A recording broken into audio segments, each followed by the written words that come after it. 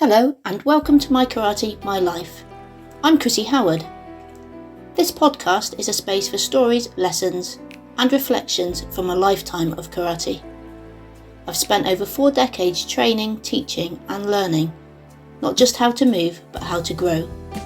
And through that time I've come to realise that karate is never just about technique, it's about who you become along the way. In this podcast I'll be sharing personal stories from my journey, the challenges, the doubts, the lessons that have stayed with me and the moments that shaped not only my karate but my life. We'll talk about confidence, about fear, about resilience and about what it really means to keep going even when things feel difficult. Some episodes will be quiet reflections, some will be lessons from the dojo and some will be conversations with others walking their own martial path. This isn't about being the best, it's about showing up, learning and continuing, no matter where you are on your journey. Whether you've trained for years or you've never stepped into a dojo, I hope something here speaks to you. So thank you for being here and I look forward to sharing this journey with you. Hi everyone, welcome back to the My Karate, My Life podcast. I'm Chrissy Howard and this is episode 21. There is something quite strange about being a karate instructor. You get to watch people begin their journey. Sometimes you get to watch them grow from little children into adults. You see confidence develop. You see people become fitter, stronger, and more disciplined. You see people make friends. You see people overcome things that when they first walked through the dojo door, they probably didn't believe they could overcome. And occasionally, you get to see someone become a black belt. But I've been thinking recently about something that can happen along the way. The race to black belt. Sometimes, without even realising it, karate can become a race. And I wonder whether, in our hurry to get somewhere, we sometimes forget to look at where we actually are. There is an idea that gets shared in various forms about travelling towards a destination and being so focused on getting there that we forget to look at the scenery along the way. I can't remember the exact wording, and perhaps it doesn't matter, but the point is simple. If all we ever think about is arriving, we miss the journey. And karate is very much a journey. In fact, the word do in karate do means way or path. So perhaps we should be paying a little more attention to the path. I have many students and thankfully none of them are the same. They are beautifully unique, which is exactly how I like it. They have different personalities, different abilities, different reasons for being in the dojo. Some are incredibly spirited. Some have wonderful senses of humour. Some are very serious. Some are incredibly determined. Some are wonderfully relaxed. And if I'm being completely honest, some can be a little challenging. I like to tell the truth in this podcast. I'm not interested in painting some perfect picture of karate teaching. My students aren't perfect. Neither am I. And I'm fairly certain that if you asked some of my students about me, they would have 1 or 2 observations of their own. But over the years, I've noticed something. People arrive at karate for very different reasons. Some people come in and say, I don't want to grade. And I'm not interested in competing. I just want to get fitter. I want to move my body. I want to improve my flexibility. I want somewhere to belong. And I love that because those are all perfectly valid reasons to practice karate. Then you have the goal setters. The people who want to smash through barriers. They want to compete. They want medals. They want to become successful. They want to achieve black belt. Or perhaps they simply want something against which they can measure their own improvement. And grading, of course, can be useful for that. It gives us a marker, a goal, something to work towards. Something to work towards between each grade, because between each grade there are new challenges, new techniques, new concepts, new levels of understanding. And from a learning perspective, that's actually quite useful. Our brains learn through repetition, feedback, and challenge. We don't develop a skill simply because someone tells us how to do it. We have to practice. We make mistakes. We receive feedback. We try again. Sometimes we'll make more mistakes. Often we'll make more mistakes. And slowly, sometimes almost imperceptibly, the thing that once felt impossible begins to feel natural. That's neuroplasticity in action. Our brains and nervous systems adapt through experience. So there is nothing wrong with having goals. In fact, goals can be incredibly powerful. But there's a difference between having a goal and becoming obsessed with reaching that goal. For children, not all but many, the black belt is the destination. They don't yet necessarily understand what wearing a black belt means. They probably don't understand the responsibility that can come with it. They see the thing, the black belt, and perhaps they dream about tying it around their waist for the very first time. I certainly did. I think I was probably about 12 or 13 when I bought my first black belt. I bought it for myself. I was only a yellow belt at the time. I bought it from a sports shop called Mike Sangster Sports. The belt and the gi I wore at the time were the brand Rock'n'All. I put the black belt away in a cupboard. Every now and again, I would get it out and I'd hold it, I'd look at it, and then I'd put it back in the cupboard. Looking back, I suppose that might be what we would call visualization today. I was imagining something that hadn't yet happened. I could see myself wearing it, and perhaps that little girl holding that black belt had no idea what the next few years were going to involve. She just knew that she wanted it. Sometimes the race looks different. Sometimes someone may have an illness or a health condition that makes them more conscious of time. Sometimes someone has been told that their physical ability may change. Sometimes age makes us think differently about what we want to achieve. And I want to be really careful here because I don't think we should judge somebody for wanting to make the most of the time they have. If anything, I think that can be incredibly beautiful. There can be a very human desire to say, if this is something I want to experience, perhaps I don't want to put it off. That's not necessarily impatience. Sometimes it's gratitude, it's determination. Sometimes it's simply an awareness that none of us are guaranteed tomorrow. And perhaps that is something we could all learn from, because none of us actually know how long we have. The answer isn't necessarily to race.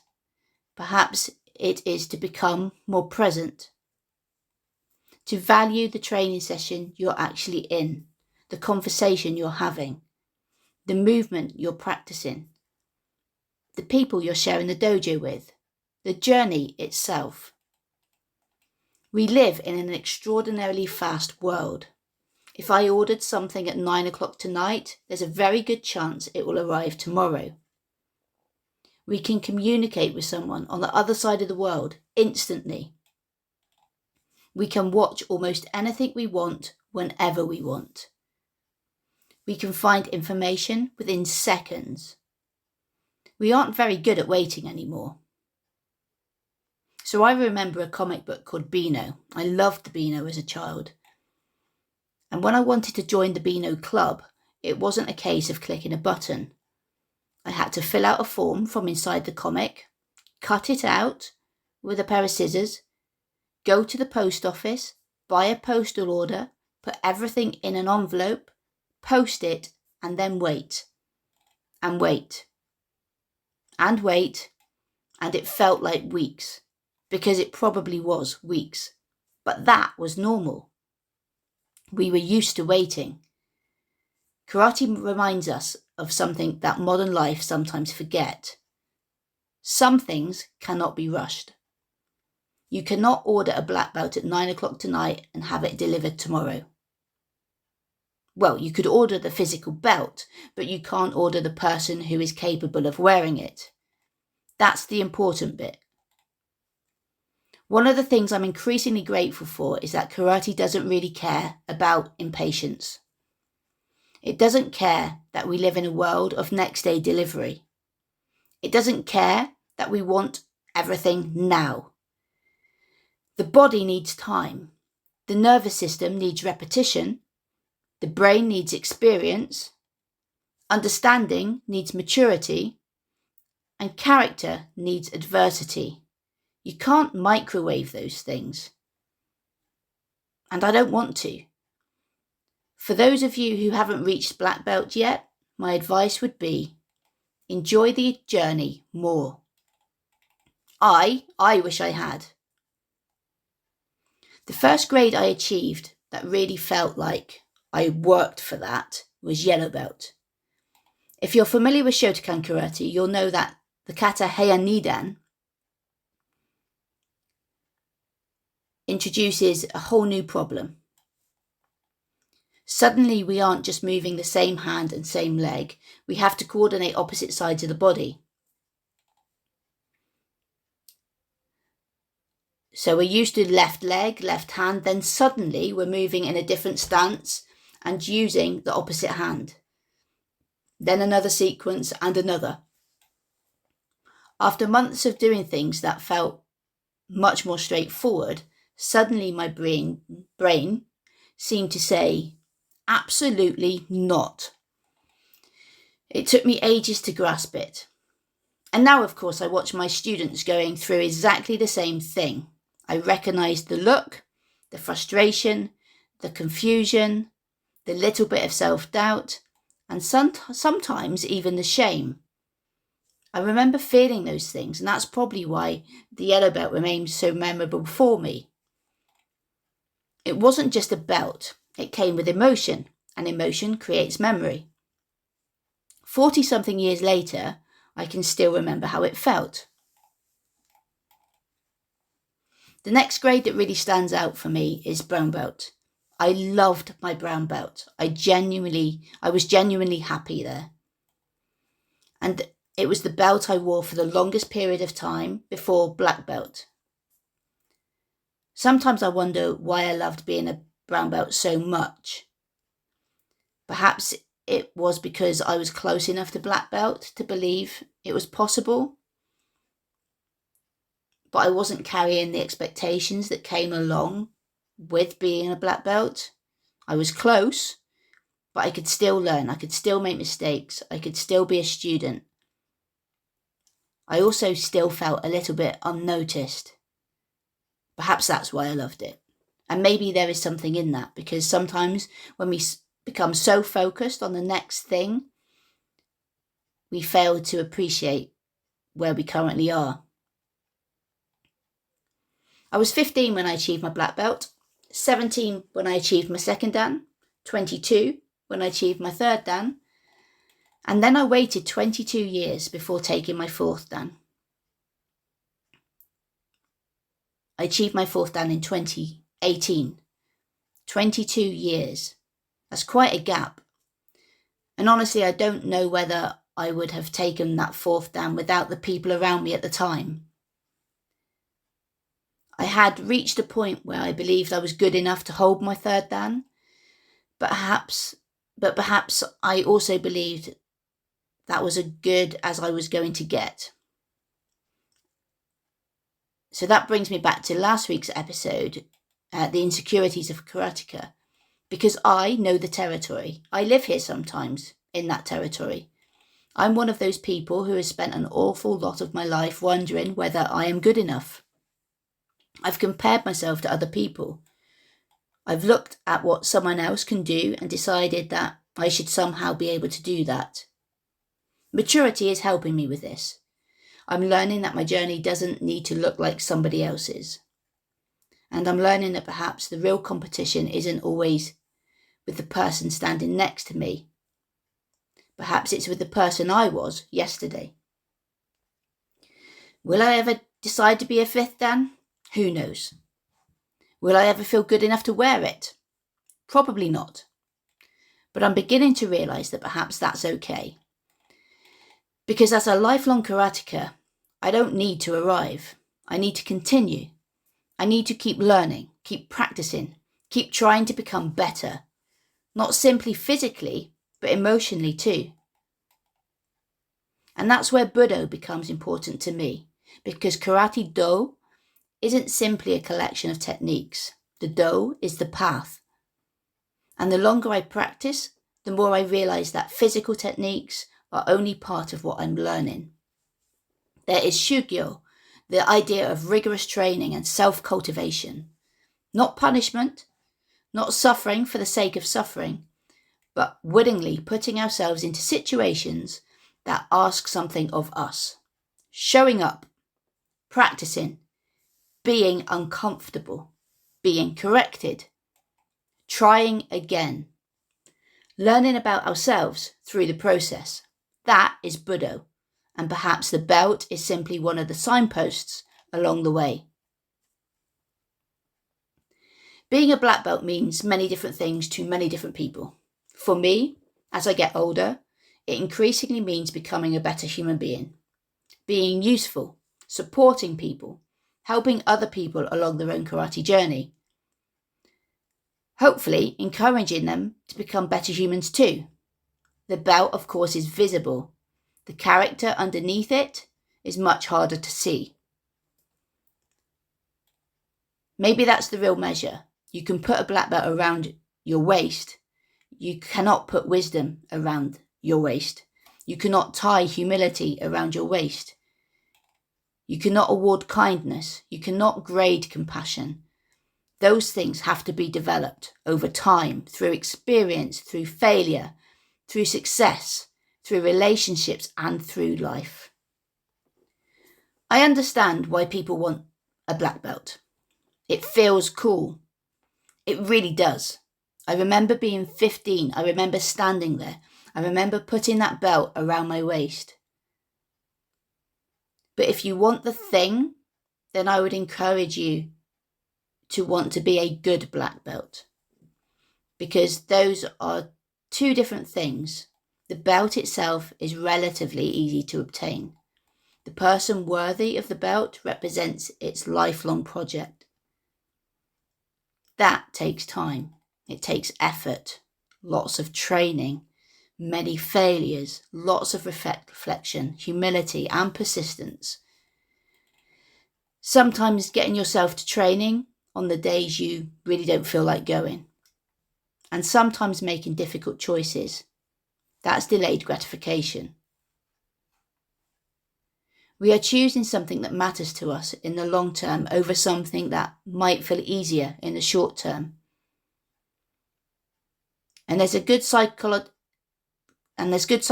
evidence behind the value of that kind of behaviour. We become more capable through practice. We become more resilient by learning that discomfort doesn't automatically mean stop. And we develop confidence not simply by being told that we're capable, but by repeatedly experiencing ourselves doing difficult things. So yes, earn it. Because if something is worth having, I think it is perfectly reasonable to want to feel that you have earned it. Not because the belt itself has magical powers, but because of what you had to become to earn it. And this brings me to something I've been dealing with recently. I have a grading coming up in a few weeks for my own students. And I've had to make a really horrible decision. I've had to say, not this time, to some of them. And that isn't easy. I don't enjoy telling somebody they're not ready. I know how it feels to want something and to be told you can't have it yet. But I have a responsibility as an instructor. If you are a yellow belt, I want you to be a good yellow belt. I want you to be a good yellow belt before you become a green belt. I want you to have done the work. I want you to understand that what you're being asked to demonstrate. I want you to have developed the skills. And I want you to feel when you eventually receive that next belt that you genuinely earned it. There's a difference between attending karate and training in karate. I can see the difference. I can see who is working. I can see who is listening. I can see who is trying. I can see who is practicing outside of the dojo. And sometimes I can see who is coasting. That, of course, isn't a criticism, it's an observation. And sometimes that observation has to inform my decision. Sometimes someone will say, but I've been training for this long. I understand that time does matter, attendance matters, experience matters, but time served doesn't automatically equal competence. You can spend a year doing something badly, or you can spend a year deliberately trying to improve. They aren't the same thing. This is where deliberate practice becomes important. Good practice isn't simple repetition. It is repetition with attention. It's repetition that's received feedback and correction and been challenged. It's repetition that requires adjustment and trying again. And that is what I want from my students. Not perfection, but effort.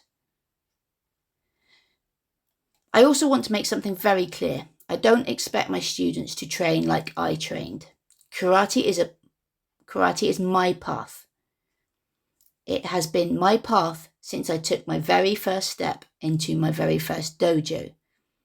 My relationship with karate is incredibly deep. I've trained for decades. I've organized my life around it. I've sacrificed things for it. I've built my life around it. That isn't necessarily healthy or appropriate for everybody, and I don't expect it to be. Your karate should fit into your life. But there does need to be some commitment. There does need to be some effort. There does need to be some ownership. Because I can't do your karate for you. I can teach you, I can guide you, I can encourage you. I will correct you and support you. But you have to walk the path. For me, karate has been different. It is the one thing that has never really let go of my hand.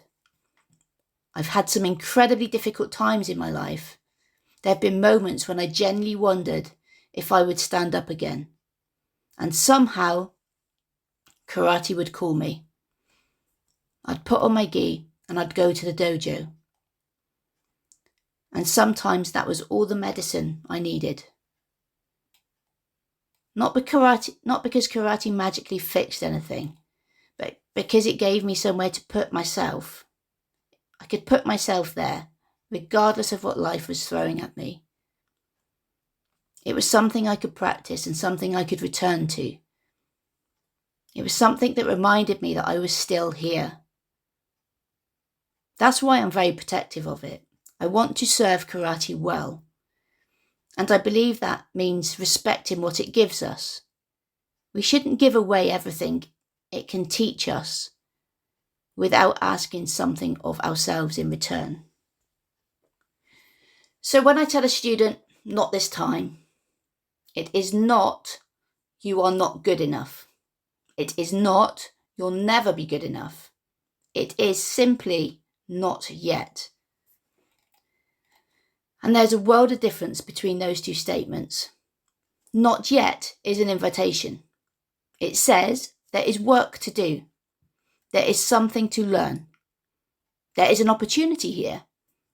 And this is where I think the idea of growth mindset becomes useful. The grade isn't a judgment on who you are. It is a measurement of where you are right now. And where you are right now can change. You can come back, you can train, you can ask questions, you can practice, you can improve, and then you can try again. That's karate. That's Budo. And perhaps the most interesting part isn't actually my decision. It's what happens afterwards. Because karate is full of moments when things don't go our way. We might lose a competition. We might fail a grading. We get corrected. We can't do a technique. Someone else gets the medal. Someone else gets the belt. Someone else progresses faster. Or it looks like they're progressing faster, but they may just be putting in more hours. And then we have to decide who we're going to be in that response. That is where character is revealed. Not when everything goes our way, but when it doesn't. There is a Budo lesson in that. Fudoshin is often translated as an immovable mind, an unwavering spirit. Not a mind that never experiences disappointment, not a person who never feels frustrated, but someone who isn't completely knocked off their path by circumstances. You can be disappointed, you can be upset, you can be angry, and then you can breathe. You can bow, go home, think about it, and come back. That to me is more valuable than simply collecting another belt. So if you're listening to this and you're currently chasing your black belt, I want you to ask yourself a question. Are you enjoying the journey? Really? Are you really enjoying the journey? Do you know what belt you're wearing right now?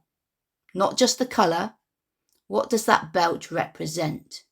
What are you learning? What are you struggling with? What are you getting better at? Who are you becoming? Because one day, if you stay on the path long enough, you may look back and realise that the belt wasn't actually the most important thing. The important thing was everything that happened while you were becoming the person who could wear it. The frustrations, the early mornings, the competitions, the mistakes, the people, the friendships, the instructors, the injuries and the breakthroughs. The days when you didn't want to train, but you trained anyway. The days when you failed. The days when you surprised yourself. The days when you thought you couldn't do something and then discovered that you could. That's the journey. Don't rush past it. Look at the view. Absorb the view.